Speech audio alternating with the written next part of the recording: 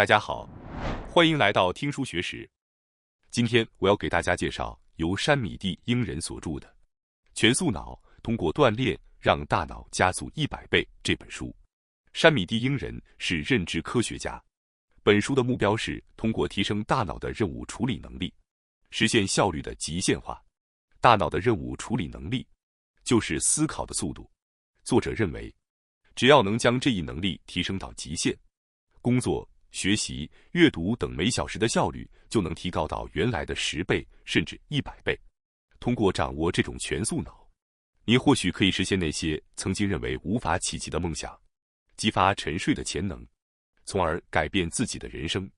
今天视频的内容包括以下4个部分：第一，提升大脑任务处理能力的3种方法；第二，如何更快地完成单一任务，提升时钟周期；第三，如何同时处理多个任务，提升并行度；第四，提高抽象度的意义和方法。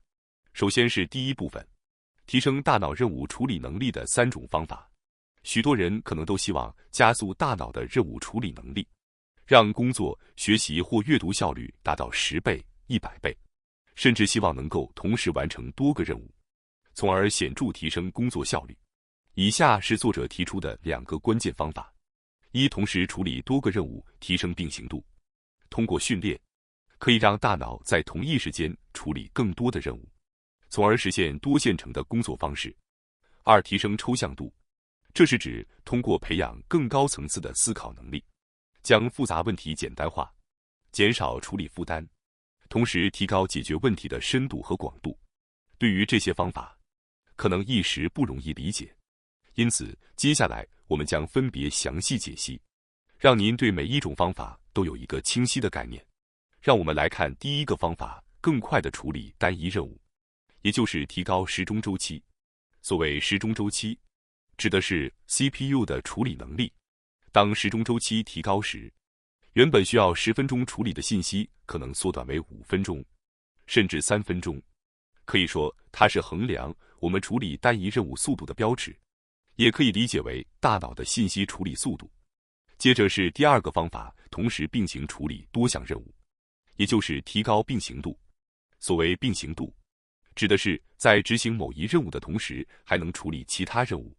这并不是线性思维，而是并行思维的体现。举例来说，在有意识的状态下，我们通常只能同时处理2件事情，但在潜意识状态下，这种能力可以无限扩展。当我们将更快地处理单一任务和同时并行处理多项任务结合起来时，思考速度将会大幅提升。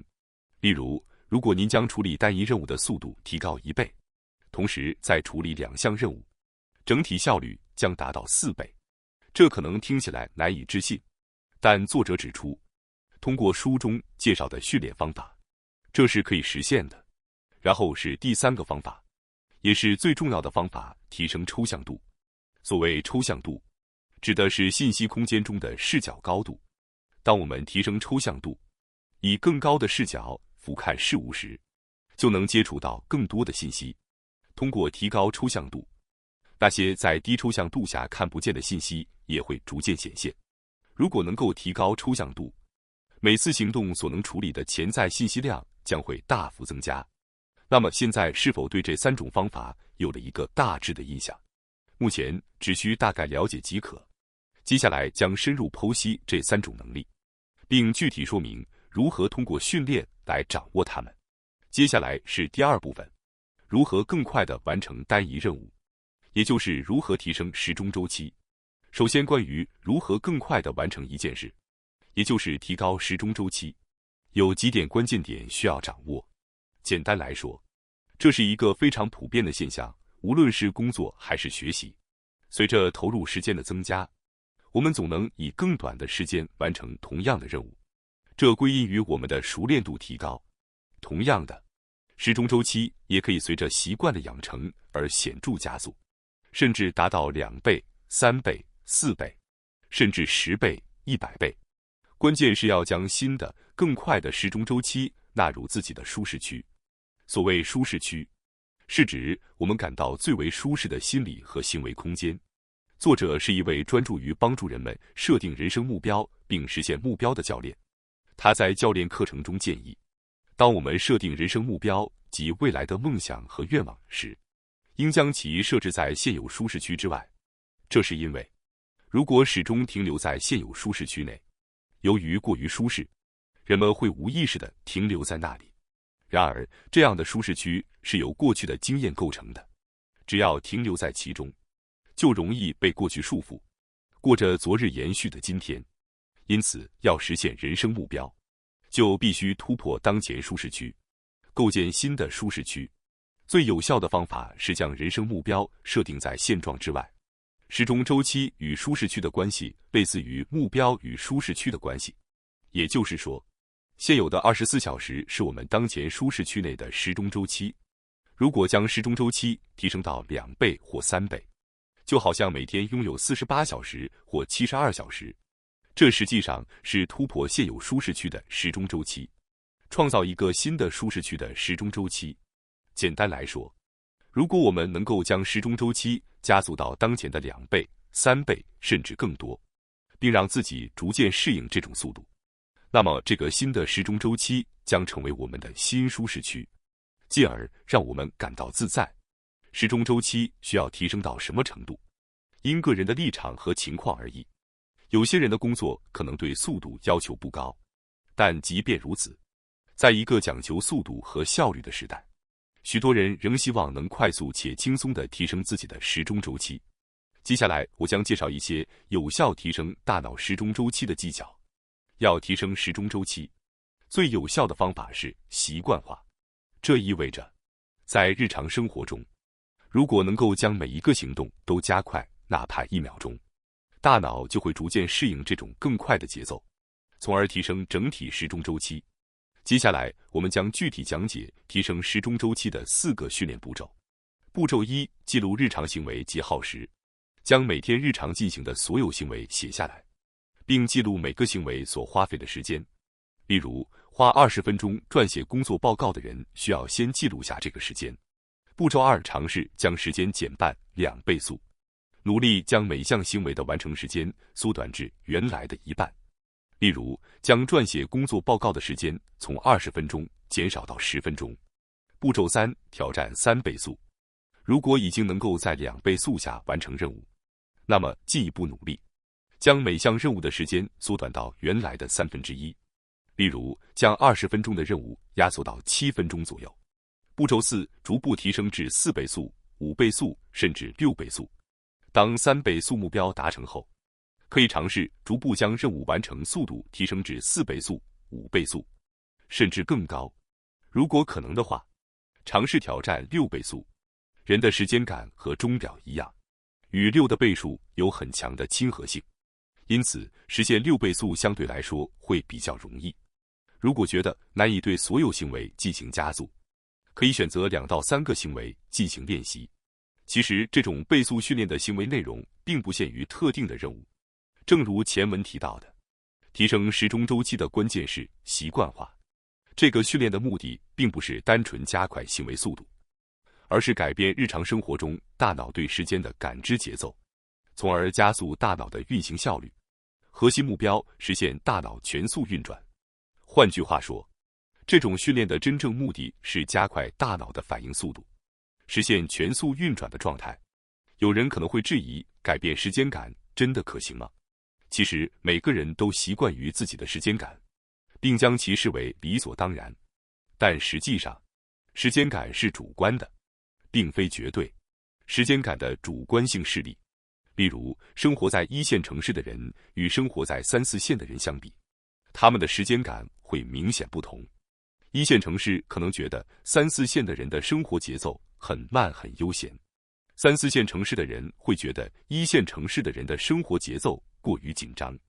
同样，我们习惯将一天等同于24小时，但这只是主观体验，并非不可改变的事实。逐步提升时钟周期的好处：当您逐步提升时钟周期并加速行为时，你会发现体感速度变快，体感时间也得到了延展。例如，当您能以6倍速完成日常所有行为时，你会感受到一天相当于144小时，一周等于1008小时，从而极大提升时间的利用效率。时间的相对性，举例说明。比如，当您和一个非常可爱的女孩约会时，时间似乎一瞬间就过去了，让人意犹未尽；而当您听上司的训话时，却会觉得时间漫长的像是永恒。这说明时间是相对的，而非绝对的。通过这种训练，您能够从根本上改变对时间的感知，从而更加高效地利用时间，实现更充实的生活。接下来是第3部分，我们来简单解说一下如何同时并行处理多个任务，也就是并行度，然后再介绍一些提高并行度的训练方法。提高并行度的关键在于将任务处理无意识化。举个例子，当您乘坐电车时，一边听音乐一边读书等这些有意识的行为，可以同时进行的数量是有限的。一般来说，人类有意识的并行处理的任务，顶多能同时完成2个，也就是左右脑各负责1个。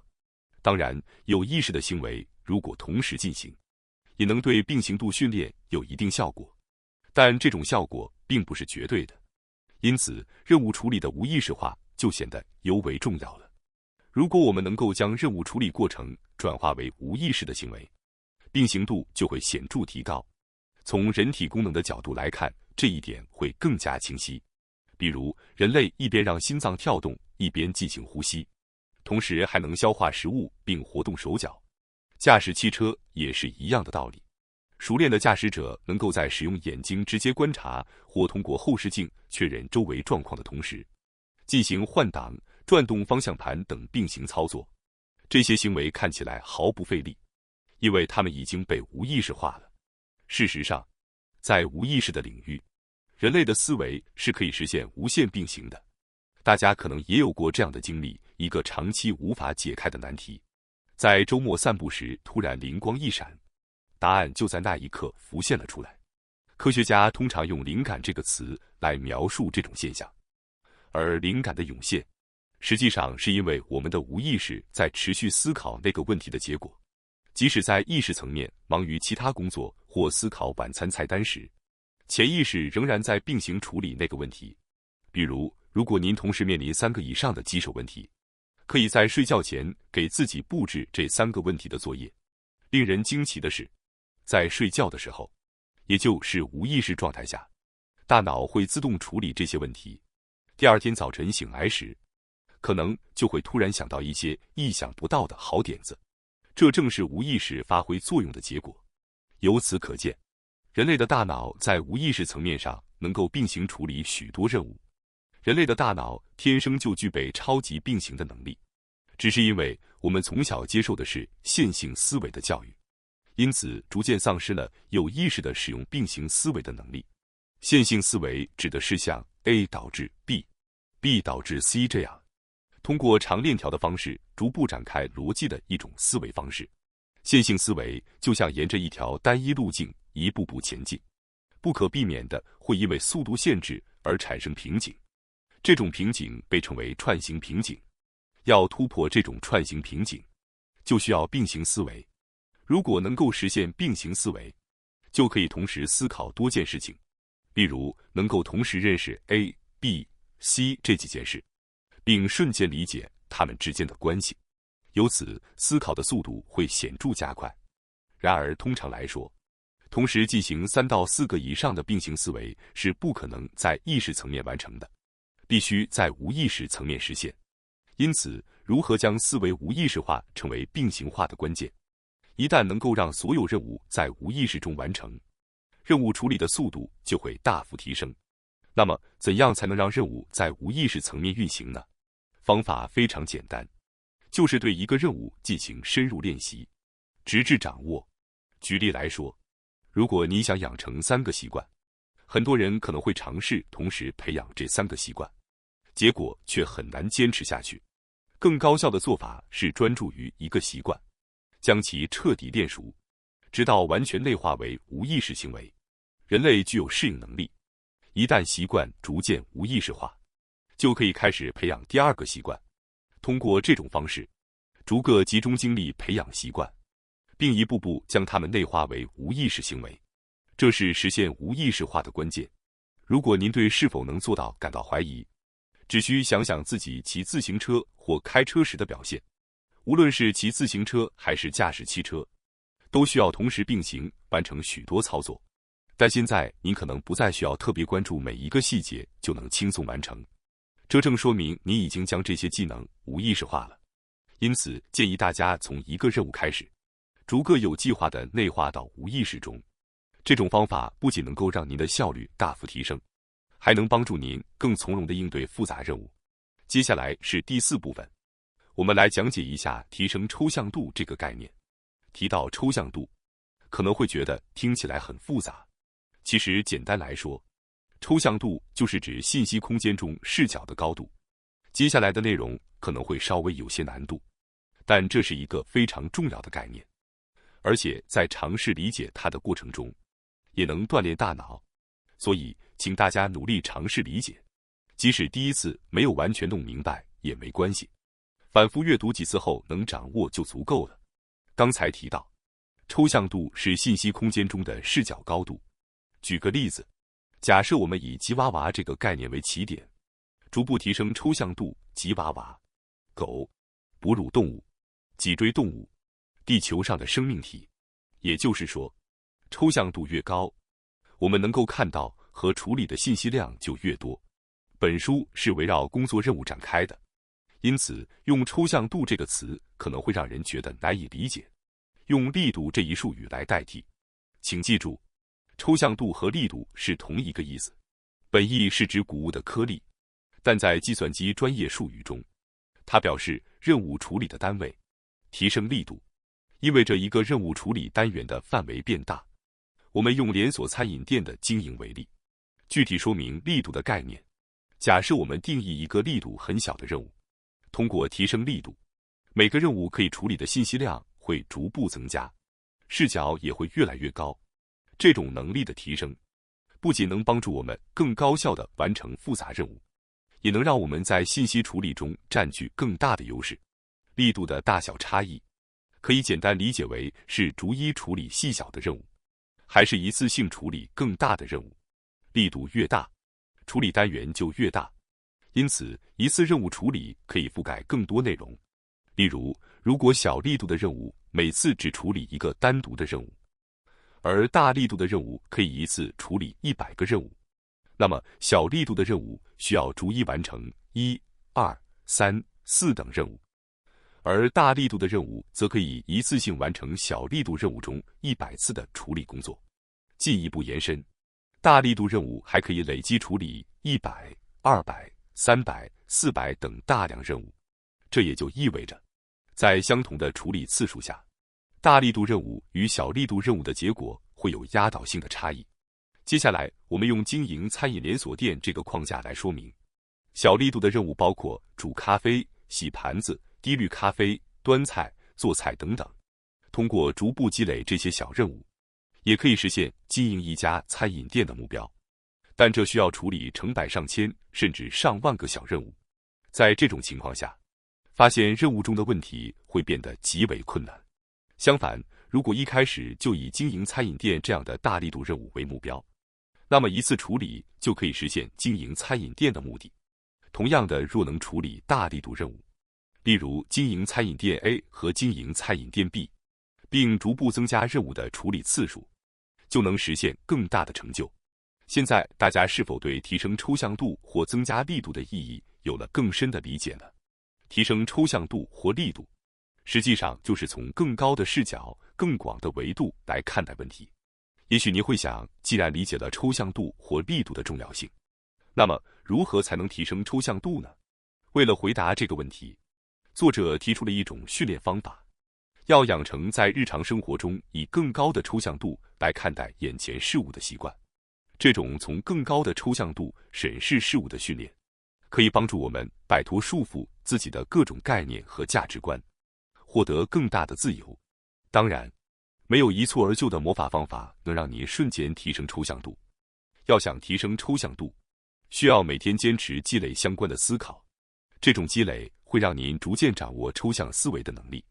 最后，我想通知大家一下，我们还有一个新频道——学识 Plus， 该频道将每天提供更为精简的视频内容，并增加有关论文等相关有益知识的解说。如果您感兴趣的话，请通过概要栏中的链接进行查看并订阅。感谢大家收看今天的节目。如果你喜欢我们分享的内容，记得点赞、订阅并开启小铃铛通知，第一时间获取我们的更新。在下次的节目中，我们将继续为大家分享更多有益的书籍。再次感谢大家的支持，我们下期再见。